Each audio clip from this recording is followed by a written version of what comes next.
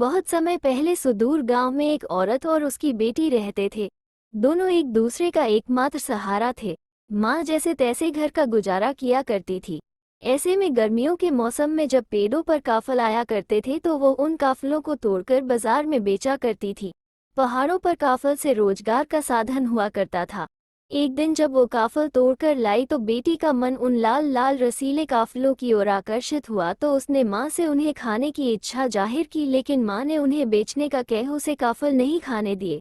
काफलों की छापरी टोकरी आंगन में रखकर वो खेतों में काम करने चली गई और बेटी से काफलों की रखवाली करने को कह गई। दिन में जब धूप ज्यादा तेज हुई तो काफल धूप में सूख कर कम दिखने लगे। माँ जब घर लौटी तो बेटी सो रही थी। माँ सुस्ताने बैठी कि उसे काफलों की याद आई। उसने आंगन में रखी काफलों की छापरी देखी तो उसे काफल कम लगे।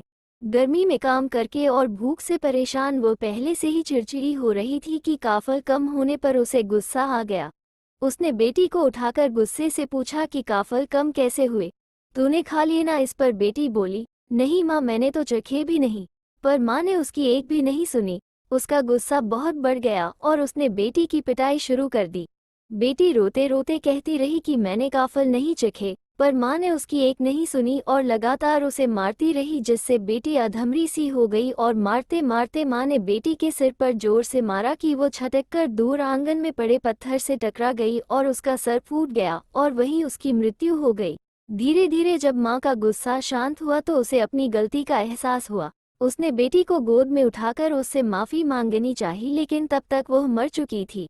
इधर धूप ढलने के बाद काफल भी उतने ही हो गए जितने तोड़ते समय थे, तो माँ को अपने किए पर बहुत पछतावा हुआ। इस पश्चाताप में उसने अपने भी प्राण त्याग दिए। कहा जाता है कि वो माँ बेटी मरकर पक्षी बन गए और जब काफल पकते हैं तो एक पक्षी बड़े करुण भाव से गाता है, काफल पाको मैल नी चाखो, काफल पके हैं पर मैंने नहीं चखे हैं। और तभी दूसरा पक्षी चीत्कार कर उठता है, पुर पुती पुरे पुर, पूरे हैं बेटी पूरे हैं।